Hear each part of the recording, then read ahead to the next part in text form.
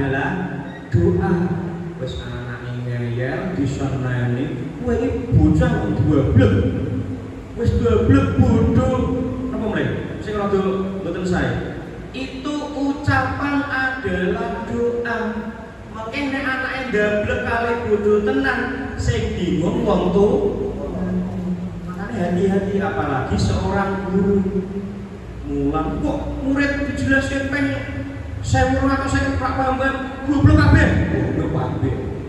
Sing bingung gurune mengke nulis teng rapor bijine 5 kabeh bingung. Karena tadi dengan amarahnya, dengan kurang tulusnya, ucapan dengan emosi dan ucapan adalah doa. Nah, ini kita lihat. Ini apa Bapak Ibu?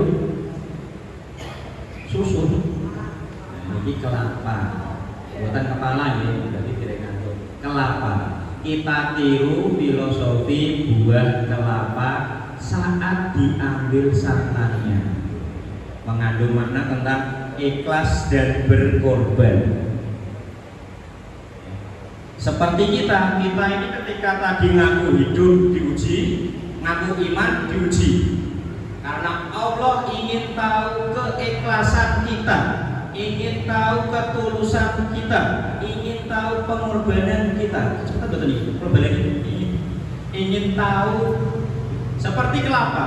Kelapa itu ketika dipepek itu apa bahasa Indonesia? Diambil, dipetik. Niku mboten alon-alon metik. Mboten seperti pas kita metik kelengkeng alon-alon. Metik ini itu dibuntir. Bar dibuntir saking injil terus dibanteng tengadah, diuncalke. Dereng rampung. Bar niku dikuliti. Napa niku namanya ditunceki malah bingung dhewe. Tunceke terus di wan iki digwereni ngisake sepetene. Mun gundul dereng rampung. Dituthuk ngangge bendung. Dipecah. Namanya mecah niki mboten alon-alon tuk kados wong mertang iki mboten. Tuthuk sing banter. Nek pun pecah kemudian iki napa? Dikerok, dikerok riyin.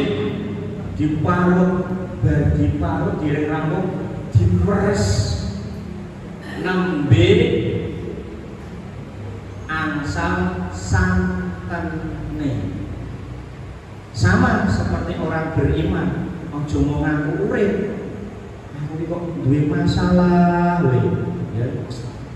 Kalau orang Jepang, mereka stres punya masalah karena tidak kenal Allah. Mereka melakukan yang namanya harakiri. Apa nih? Bunuh diri, peso ditancapkan di perut bagian kiri. Karena nggak punya Tuhan, karena nggak percaya Allah. Tapi ketika kita melihat tadi proses kita mengambil santan seperti ini, Allah akan menguji kita dengan semakin kita meningkat iman kita, itu juga akan diuji. Jenengan makan ngaji niku diuji betul? Diuji. Mesti wau tenggriya niku enten sing aras-arasen, tiba-tiba mumet, mripate rada abot, tukaran sing kalih garwane. Nggih napa? Mboten. Bar wonten dugi mriki, lha kok dudu Pak Karnadi, malah sapa kae? Kok kowe cilik. Semoga mboten ngirangi keikhlasan ya. Aduh, ini ora sesuai ekspektasi misalnya. Jadi Pak Karnadi malah saya ganti dokter yang boten ya. Mantri gitu. Maka baru niat di dalam hati saja ingin ngaji sudah diuji.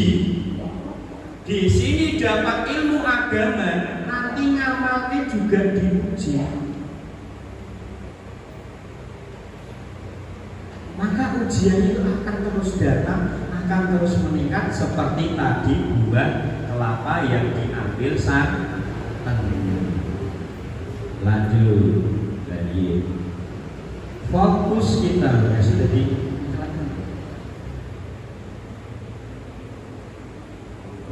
dicet alam-alam ya.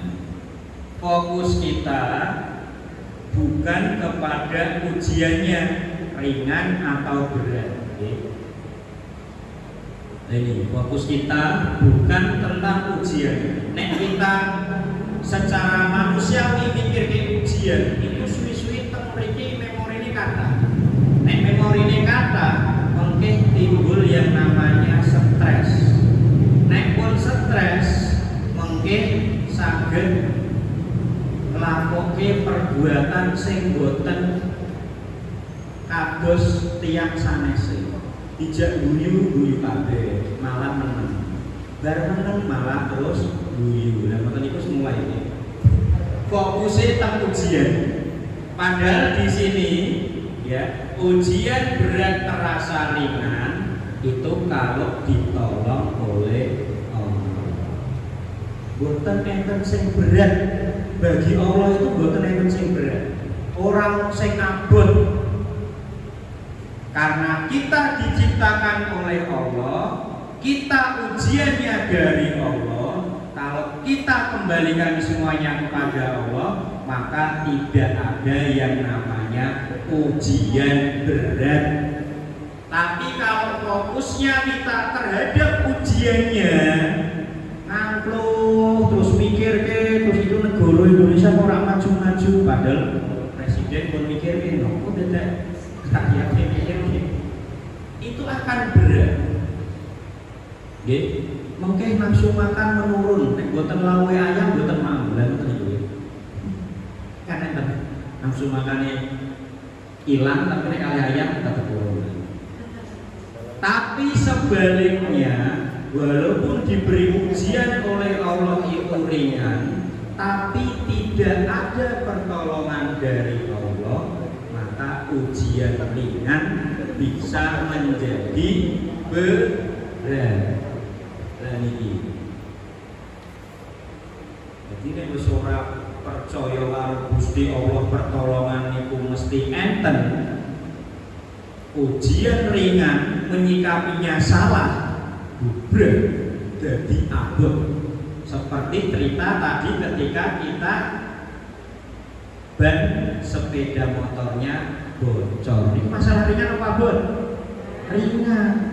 Kantong nuntun terus ketemu tambal ban, kita menyikapinya alhamdulillah, silaturahmi ke saudara kita tukang tambal ban. Dengan kita mampir ke sini memberi rezeki, dia bisa menafkahi anaknya, dia bisa menyekolahkan anaknya, ringan.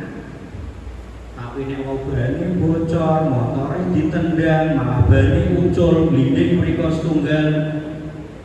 Bojone seneni, anake malah tuambah diseneni. Ringan, tidak percaya pertolongan Allah, jadi berat, jadi runyam. Mong goro-goro ban bocor. Napa melih goro-goro meh mangkat ngaji, goleki kontak sepeda motor, malah salah-salahan kalih garwane. Iki nek butuh kontak iki Pak, mau ketok iki tak deleke ning kene kok ora ono. Mesti jenengan umpet, mesti jenengan sing lali wong dhewe-dhewe iki wis padha tuwane. Wis ngerti padha tuwane, wis padha sepuhe. Ora ngaku tapi malah nyalahke siji kalih siji. Ringan jadi berat. Tapi berat kalau kita pasrahkan semuanya kepada Allah, nanti akan menjadi ringan. Seperti tadi, terlambat naik pesawat terbang ya. Kalau kita menyikapinya alhamdulillah saya terlambat, berarti dengan ini tadi saya dilatih untuk sabar, dilatih di jalan ngobrol sama sopir taksinya, Pak putrane pinten ya. Jadi kalau macet itu dibuat kita nyaman ngobrol, saged dahar roti riyin, rotine kalih paringi Pak sopir setunggal kita berarti bisa sabar, lebar, sedekah. Nyikapinya seperti itu. Berat nanti akan jadi berat. Lanjut terus apa nih? Oh lanjut kasih semangat. Di jam setengah songo dan ini bersama. Selanjutnya, karena semua ujian sudah diukur oleh Allah sesuai kemampuan hambanya. Allah Maha Tahu, terkadang kita sok tahu. Sudah diukur ujian si A ini seperti ini, ujian si B ini seperti ini. Tapi karena si A pinter ngumpet ke ujian ini, terkadang si B itu nggak tahu ujian si A itu lebih besar. Kalau pakai pena kita yang masjid mulai kita kok adem. Wadah di tempat ini itu pikiran itu masalah itu wadah. Tapi karena pintar bersyukur dan pintar menikmati ujian sesuai judulnya tadi, ini nggak tahu si B ini kok penak nonton kita mau neng pasar mulai udah ngaji. Padahal jualannya ya dari pagi, pulangnya pagi lagi, misalnya ini pagi lagi ya langsung ini. Maka kalau sudah diukur tidak akan tertukar. Dan yang namanya solusi itu mesti ada. Jadi kan kertas benang ruwet itu solusinya begitu. Yang pertama, Pak Rope langsung solusi ketiga, gunakan. Ini solusi ya.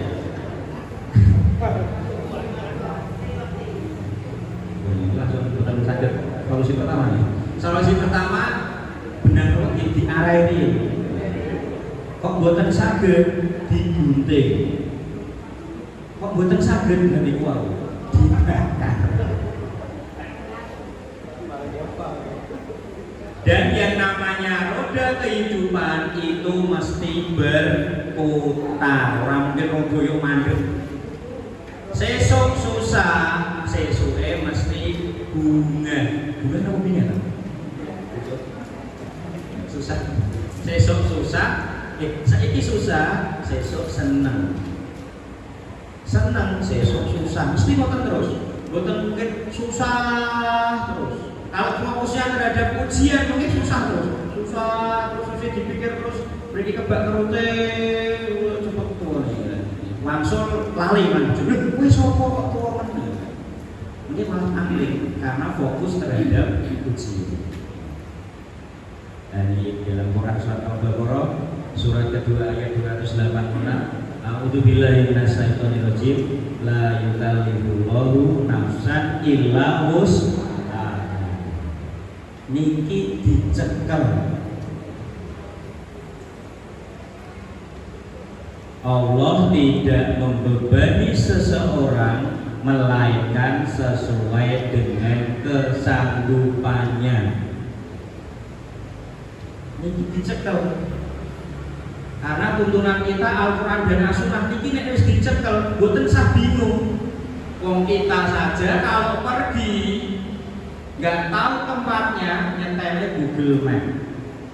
Google Map niku gaweane manusia. Kita mau percaya ke masjid kapal, lurus, belok kiri, belok kanan. Ternyata Anda kesasar, balik lagi. Niku mau manut. Apalagi yang namanya Al-Quran dan As-Sunnah itu dari Allah. Itu panduan kita, apalagi yang harus kita ragukan. Maka di Quran surat Al-Baqarah ini sudah dijelaskan ya, tidak membebani seseorang melainkan sesuai kesanggupannya. Ingat rumusnya apa mau? 2S, selalu tersenyum. Wes nek masalah kok guyu niku otak saged berpikir jernih. Nggih napa nggih? Tapi nek kok masalah hawa nafsu sing ditonjolkan itu nanti tidak baik, otake dadi ora iso mikir. Duwe masalah mlaku ning masjid tidak bisa mengelola pikirannya, petuk wit gedang jotos, pitik tendang, kucing tendang.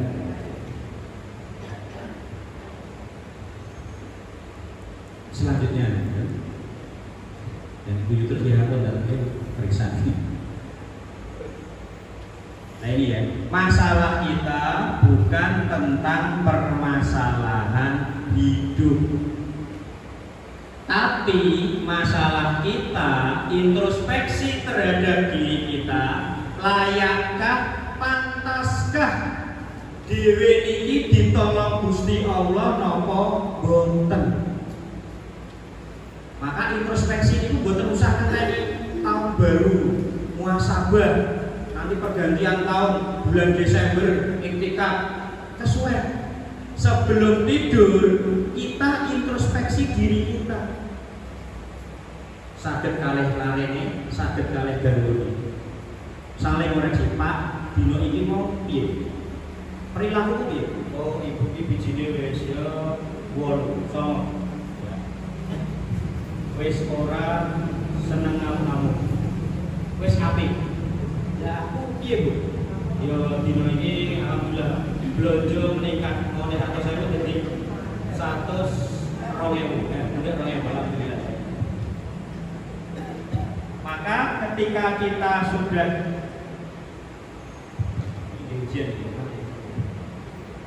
ketika kita mau tidur, kita kembalikan semuanya kepada Allah, kita introspeksi diri kepada Allah ya. Nanti paginya kita akan tahu kesalahan hari kemarin dan akan memperbaiki di hari berikutnya. Kan ada istilah ya, kalau kita lebih baik dari hari kemarin, maka kita termasuk makhluk yang beruntung. Sama seperti hari kemarin, kita termasuk manusia yang rugi. Lah nopo meleh kok wingi wis apik, sesuke elek. Jadi ku lebune rugi banget. Maka kita tahu, kita harus sadar, layakkah atau pantaskah kita ditolong oleh Allah.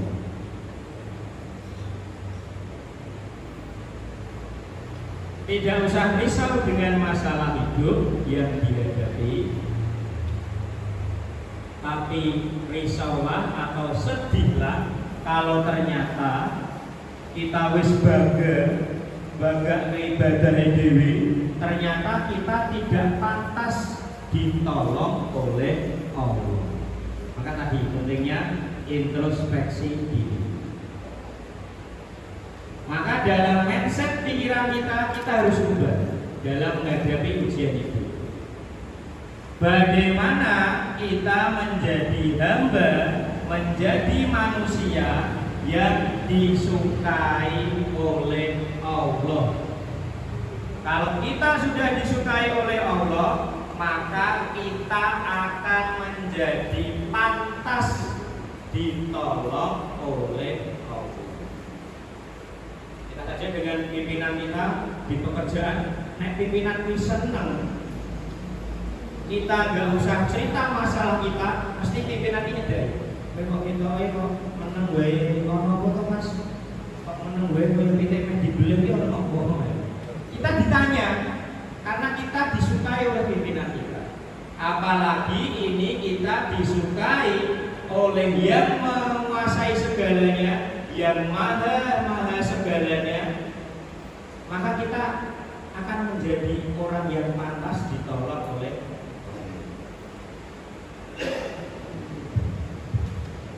Kalau kita menjadi hamba yang disukai oleh Allah. Nah ini yang pertama.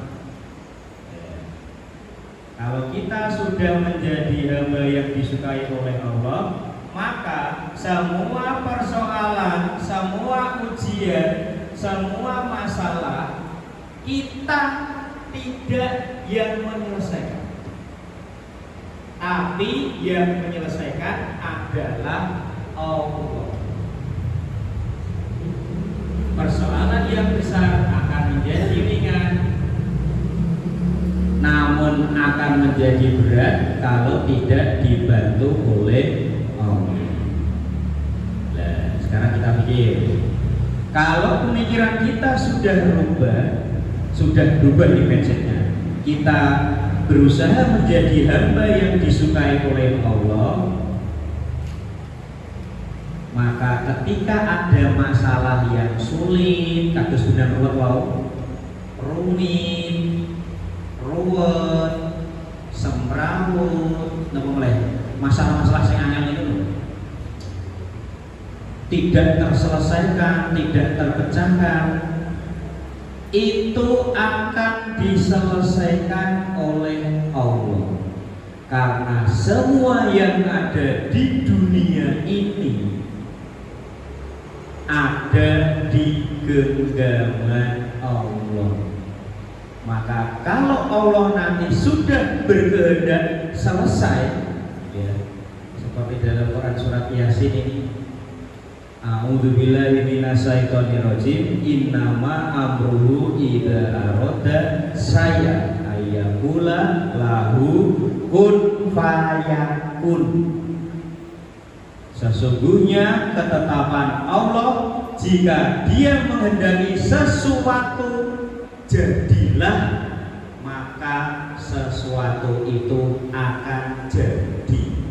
Kalau kita sudah disukai oleh Allah, masalah sing ruwet-ruwet sing semrawut tadi diselesaikan oleh Allah, hanya cukup kun fayakun, selesai. Kita lihat kisah si Cecep. Nah ini ya, ini kalau dari tentang ini Ustaz Asep ya, Cecep Abdullah. Ya, ini ya, ada suatu kejadian. Tinggalan buatan tulisannya, tinggalan ya, tulisannya ketinggalan, ya ketinggalan. Tapi nek kawasan betul. Si Cecep ini pemuda berusia 27 tahun, si Dio ini si Cecep. Dia ini sempat viral di media sosial tahun 2024 karena dia ini musafir, setiap ketemu masjid itu dibersihkan, tempat wudhunya, tempat sholatnya disapu sehingga bersih, ya. Membersihkan tempat wudhu masjid di berbagai penjuru kota dan berdoa. Cerita bermula 2 bulan lalu, tak lama setelah umroh ketiganya. Niki amal sederhana, masalah yang kita menganggap ringan, tapi diamalkan oleh seorang Cecep. Nah, musafir di masjid masih musafir karena ini rumah Allah, menjaga kebersihannya, itu umroh 3 kali. Dan ketika umroh ini Mas Cecep ini berdoa pengen naik haji, ya. Maka setelah umroh 3 kali ditelepon, tiba-tiba dapat telepon menyampaikan kabar bahwa beliau masuk dalam kuota jamaah haji tahun 2025, berarti 6 tahun. Langsung dapat undangan khusus dari Kerajaan Arab Saudi. Subhanallah. Ketika sudah disukai oleh Allah, ketika sudah dekat dengan Allah, kun fayakun, seperti membalikkan telapak tangan. Kita bisa membalikkan telapak tangan, ya? Tapi yang bisa menyelesaikan segala sesuatu ya hanya Allah. Maka kisah inspiratif Cecep ini, kita lihat gampang mana besok aku tak mau duit rono resik ya belum tentu, karena tadi di ayat yang di awal mesti Mas Cecep ini ujiannya juga tidak ringan, diuji terus oleh Allah. Karena sudah tahu ketulusan hati dari Mas Cecep, Allah memberikan janjinya seperti yang didoakan Mas Cecep. Bukan Mas Cecep, sami di Jawa Barat ada sih namanya Cecep. Maka berikutnya kita perlu tahu bagaimana kita menjadi hamba yang disenangi oleh Allah. Kita perlu tahu amalan-amalan saja apa, amalan apa saja yang dapat mendatangkan pertolongan dari Allah. Yang pertama, amalan takwa. Itu kita itu jadi kan tak tidak luar Surat Al-Baqarah ayat 2 sampai 3. A'udzubillahi minasyaitonir rajim. Wa may yattaqillaha yaj'al lahu makhraja wa yarzuqhu min haitsu la yahtasib. Wa may yatawakkal 'alallahi fa huwa hasbuh. Innallaha balighu amri qad ja'alallahu likulli shay'in qadra. Ya a'udzubillahi minasyaitonir rajim. Wa may yattaqillaha yaj'al lahu makhraja. Siapa yang bertakwa kepada Allah, syarat pertama biar kita mendapatkan pertolongan Allah adalah bertakwa. At-taqwa hahuna, takwa itu di dalam hati. Kita itu nggak tahu. Oh, iki wong iki bertakwa. Oh, ini kelambi takwa. Tidak jaminan. Ya. Tapi di sini Allah menjelaskan bagi yang mau mendatangkan pertolongan dari Allah, syarat pertama adalah bertakwa. Takwa itu apa? Menyerahkan sepenuhnya dan tidak tergantung kepada selain Allah. Pengertian takwa secara mudah, tidak tergantung kepada selain Allah. Dipuji biasa saja, dicela, dirasani tetap biasa saja. Itu semuanya dipasrahkan kepada Allah. Terkadang manusia dipuji jadi sombong, dihina, bleret, jadi stres. Belum yang namanya takwa. Maka di arti berikutnya wa yarzuquhu min haitsu la yahtasib. Ketika kita sudah bertakwa kepada Allah, menjauhi larangan dan menjalankan perintahnya tadi, ya, maka Allah akan membukakan jalan keluar bagi hambanya. Diuji, duwe masalah ruwet, pengen ditolong oleh Allah, takwa. Ketika kita sudah bertakwa, langsung ngone ruwet, tidak ada jalan keluar, tiba-tiba ada pertolongan dari Allah. Allah membukakan jalan keluar baginya. Apakah cukup sampai itu? Allah Maha Pemurah. Wes dibukakan jalan keluar, kemudian Allah anugerahkan rezeki dari arah yang tidak diduga-duga.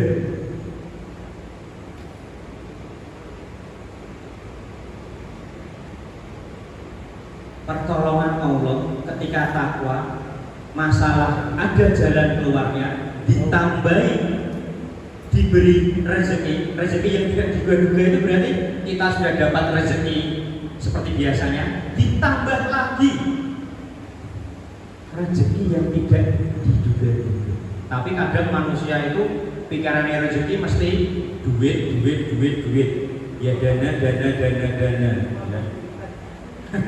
Padahal ketika kita pulang kerja siang-siang kok lapar, adik batin aku kok pengen sego pecel.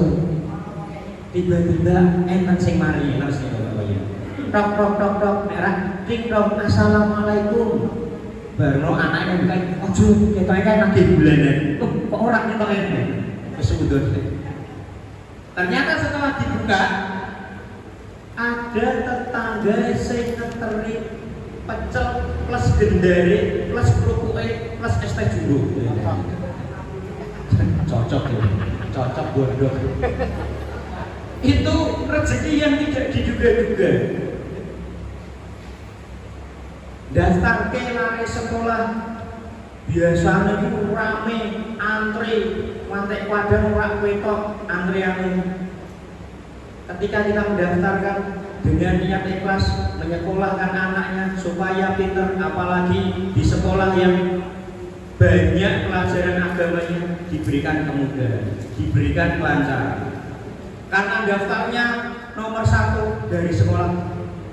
Bapak Ibu, karena jenengan daftar pertama semuanya gratis, tes. Dan bonus lagi dapat seragam gratis, tes.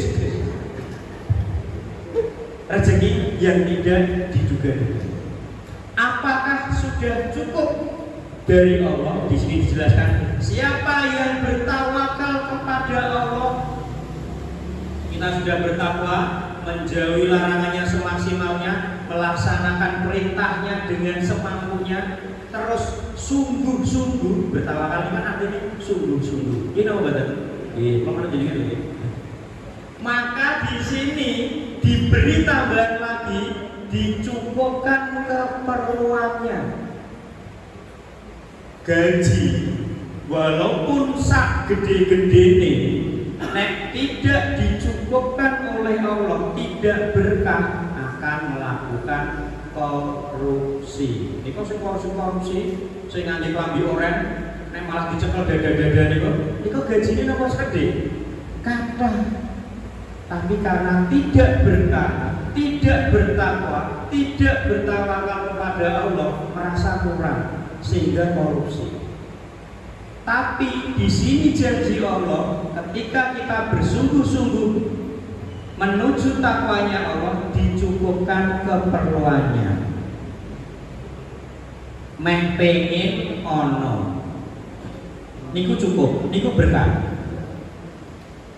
Gaji niku jaluk kata, nopo jaluk cukup.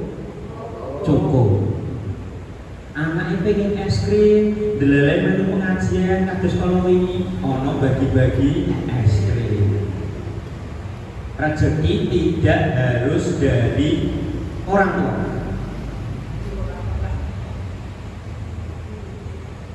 Setelah itu, ketika kita sungguh-sungguh menuju takwanya Allah, dicukupkan keperluannya, ada lagi bonusnya. Allah akan menuntaskan semua urusannya. Urusannya dituntaskan semua. Jenenge tuntas itu rampung. Orang ono masalah sing keri, tuntas rampung kabeh. Nek manusia kan enggak, ya. Kalau mengatasi masalah mesti izin turah masalah-masalah yang lain. Kadang masalah ini kan nutup masalah ini. Atas arah kados pegadian mengatasi masalah dengan masalah berikutnya kan nonton hasilnya, tetapi dirubah. Maka dengan kita ingin datang pertolongan oleh Allah dalam Quran surat At-Tolak ayat 2-3 kita pegang, wah wis ampuh nih. Bertakwa, bertawakal, semuanya kita akan dapat. 3 bagian takwa. Nah ini takwa yang pertama adalah dalam ibadah, kita sholat, kita zakat, pergi haji bila mampu, puasa. Ini kok di jam 9 dicepet ya. Yang kedua tadi hubungan takwa kita dengan Allah, yang kedua hubungan kita dengan sesama manusia. Saling tegur sapa, sedekah paling mudah apa Bapak Ibu? 2S, selalu senyum. Monggo, assalamualaikum. Kan benten. Kali menteri assalamualaikum, menteri benten. Dengan senyum kita sudah bersedekah, sudah ngamal ini. Yang terakhir, yang ketiga, ketakwaan dalam menjaga hati. Ini kisah angel, banyak penyakit hati. Nanti kita bahas di lain waktu, karena kalau kan di pemain cadangan ini tampil ini kita ada simul rambut. Seperti marah, dendam, iri hati, tetangganya punya nikmat, kita iri. Ayamnya tetangga di depan marah. Kemudian amalan yang kedua adalah istighfar. Tadi yang pertama takwa, yang kedua istighfar. Dalam Quran surat Nuh ayat 10-12, maka aku katakan kepadamu, mohonlah ampun kepada Tuhanmu, sesungguhnya Dia adalah Maha Pengampun dan Dia akan mengirimkan hujan kepadamu dengan lebat, ini diartikan rezeki, dan membanyakkan harta anak-anakmu dan mengadakan untukmu. Intinya kalau kita istighfar akan ditambah rezeki kita. Tadi yang pertama takwa, yang kedua istighfar. Maka ketika dapat suatu ujian, kita kembalikan kepada Allah, kemudian kita menyadari dosa kita. Astagfirullahaladzim. Nanti sampai rumah, kok bapaknya marah, Bapak astagfirullahaladzim, Ibu astagfirullahaladzim. Ayo kita marah bersama, kita istighfar bersama-sama. Astagfirullahaladzim.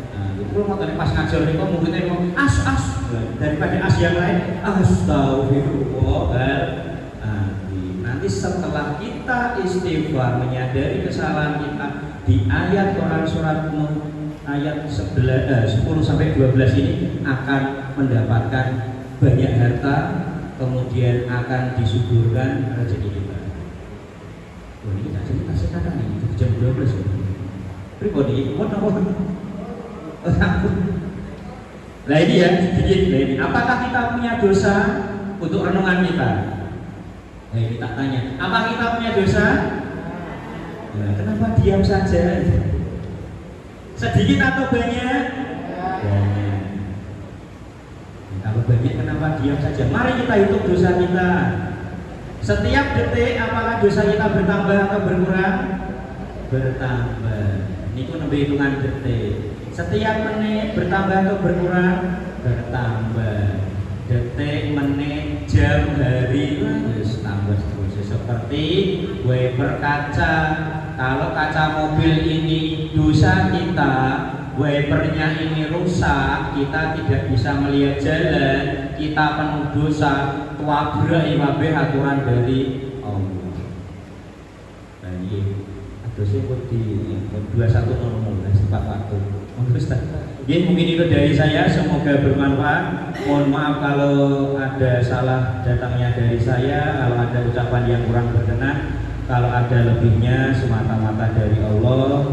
Ini ngapunten kalau tidak sesuai ekspektasi. Namanya pemain cadangan itu ngeten iki, metune niku kadang-kadang khotbah cadangan di cadangan. Kita sambung lain waktu dengan makrifatullah berikutnya. Ini saya sudah menyiapkan 5 materi, tapi ini baru 1 materi. Mungkin itu, monggo saya kembalikan ke Ustaz Habib. Alhamdulillah, sampun jam 9 tepat mulai jam 1 ini. Ibu Bapak wonten ingkang badhe tanglet mboten? Betul nggih. Oh, tanglet betul, Bapak.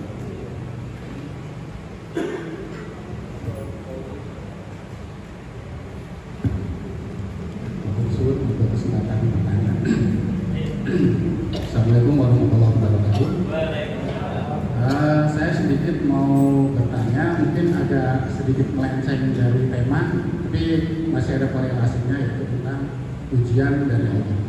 Nah, salah satu ujian dari Allah itu adalah kesulitan ekonomi. Nah, akhir-akhir ini, ya bukan akhir-akhir ini sebenarnya, dari dulu ini masyarakat kita ini, khususnya umat Islam ini banyak yang mengalami kesempitan dalam bidang ekonomi, ya. Padahal sejatinya kalau dilihat dari kekayaan negara ini, kita ini harusnya lebih makmur daripada negara-negara Jazirah Arab sana, khususnya Qatar. Kalau Qatar itu kan hanya mengandalkan minyak bumi saja bisa kaya, sedangkan kita ini punya segalanya, bukan hanya minyak, bahkan yang lain-lain itu banyak. Namun ternyata keadaan ekonomi rakyat negeri ini, khususnya umat Islam itu justru kontra dengan kekayaan yang ada di negara ini. Nah, apakah ini bagian dari ujian dari Allah atau justru kesalahan negara yang tidak amanah dalam mendistribusikan kekayaan negara ini? Mungkin ini pertanyaan saya. Terima kasih, mohon penjelasannya. Assalamualaikum warahmatullahi wabarakatuh.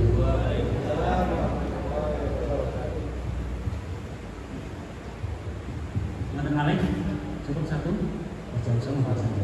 Alhamdulillah, pertanyaan setunggal itu kita dapatkan pakai begitu tentang Indonesia yang gemah ripah luas nabi, tapi kenapa kok rakyatnya ya terbelakang daripada yang negara yang dengan satu minyak satu usaha, jadi punya kemakmuran. Semoga Ustaz. Monggo Ustaz buka Al-Baqarah ayat 168. Nanti kita akan tahu dari sini kesulitan ekonomi yang disebabkan oleh penguasa. Surat Al-Baqarah ayat 168. Ada yang mau? Wahai manusia, makanlah dari makanan yang halal dan baik yang terdapat di bumi, dan janganlah kamu mengikuti langkah-langkah setan. Sungguh setan itu musuh yang nyata bagimu. Pertanyaan dari Pak Sinan, Pak Khalid. Tadi tentang kesempitan ekonomi, pada negara kita ini rumah ripah, loh jinawi, tongkat bisa jadi tanaman. Nah, ini lagi plus ini. Nah, di ayat surat Al-Baqarah ayat 2 tadi kan 186 di situ dijelaskan ketika kita ya hidup di suatu negara, karena negara kita ini syariatnya yang pertama sudah bukan syariat Islam. Di situ saja kita melihat itu orang optimis, sudah pesimis, masih menggunakan peninggalan Belanda. Maka apa yang harus kita lakukan sebagai tadi biar ditolong oleh Allah? Kita yang pertama adalah bertakwa tadi di Al-Baqarah ayat 168 tadi. Yang terpenting, dengan kita masih diuji ekonomi kita dengan ekonomi yang sempit tadi, kita tetap berusaha makan makanan yang halal dan baik.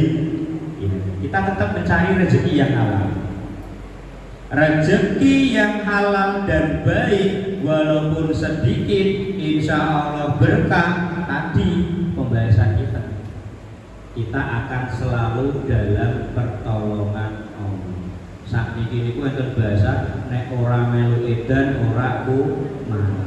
Kalau kita terlalu jauh membahas tentang para pejabat, elit politik, itu ngeluh yamba. Kita udah pas pilpres saya saling serang-serangan.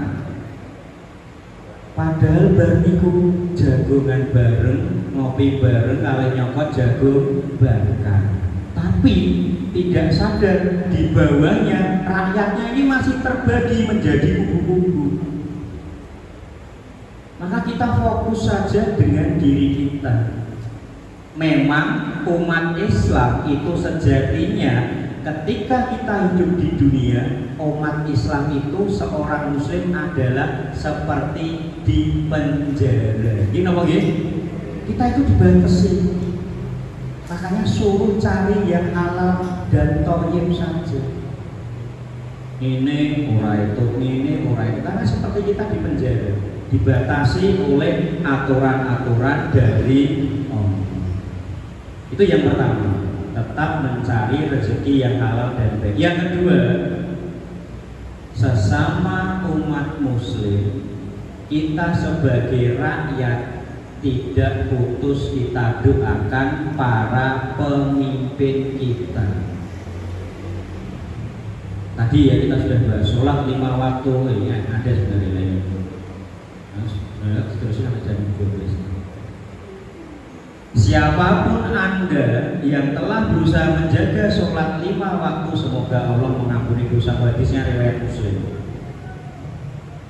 Kita baguskan wudunya, khusyuk sholatnya. Ini dibahas nanti panjang lagi. Namanya sholat khusyuk itu ketika Allah Akbar yang diingat ya kita mesti Allah. Tapi setan itu tidak pantang menyerah.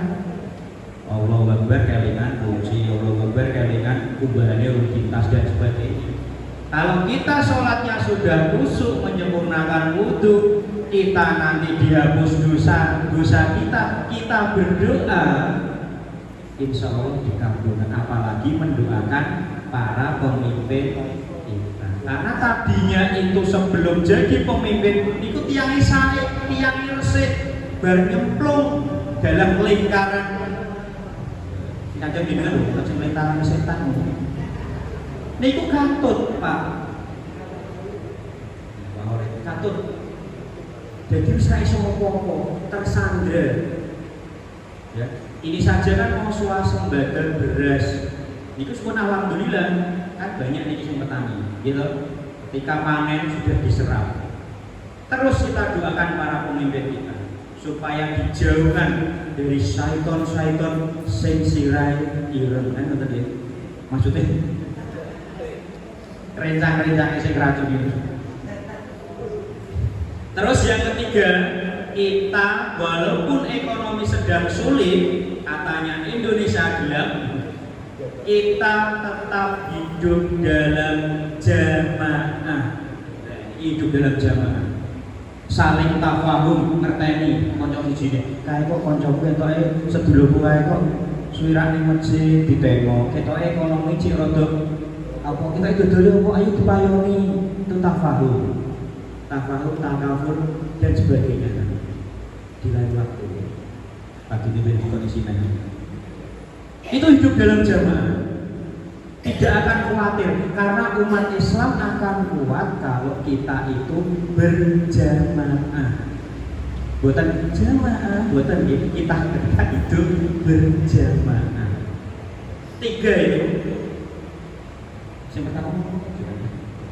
Yang pertama dalam jalan Allah mencari rezeki semampunya yang baik. Yang kedua, doakan para pemimpin kita dengan syarat sholat kita sudah khusyuk, wudhu kita sudah betul. Kita akan mendoakan para pemimpin kita akan mendoakan diri kita tetap dalam jalan Allah. Yang ketiga, tetap dalam jamaah. Muhajirin ini pun saya jamaah. Niku pengen dititeni, iki jamaah sholat 5 waktu ini pakai sakit nih. Itu mungkin jawabannya. Makanya, cekap ya. Ini kulon kuat di jam kelas, kuat nek tilem. Alhamdulillah mangke menawi kirang saged ngobrol piyambak kalih Ustaz Nanang. Sikap samanten acara pada kesempatan malam hari ini tidak ada kata-kata penutup. Kasuwun bisa makhluk untuk mendoakan kami agar bisa istiqomah dalam beribadah. Semoga Ustaz. Mari kita panjatkan doa bersama-sama dengan kerendahan hati kita, dengan kekhusyukan kita. Semoga doa kita malam ini dijaga ya Allah. Bismillahirrahmanirrahim. A'udzubillahi minasyaitonirrajim. Ya Allah, ya Tuhan kami yang maha segalanya, kami malam hari ini sebagai seorang muslim, sebagai seorang jamaah di tengah ekonomi yang sedang sulit ini, di tengah zaman yang sudah mendekati akhir ini, tolonglah hamba-Mu ini selalu istiqomah dalam jalan. Rabbana atina fid dunya hasanah wa fil akhirati hasanah wa qina adzabannar. Amin amin ya rabbal alamin. Mungkin itu saja dari saya, kurang lebihnya mohon maaf. Mari kita tutup dengan doa hamdalah dan kafaratul majelis bersama-sama. Alhamdulillahirabbil alamin. Subhanallah la ilaha illa anta astaghfiruka wa atubu ilaik. Assalamualaikum warahmatullahi wabarakatuh. Alhamdulillah maturnuwun kepada Ustaz Nanang Muhammad Mahfud yang sudah menyampaikan pada kesempatan malam ini bahwa hidup itu penuh dengan ujian. Mari kita nikmati ujian ini dengan selalu tersenyum. Dan saya mohon maaf yang sebesar-besarnya. Wassalamualaikum warahmatullahi wabarakatuh.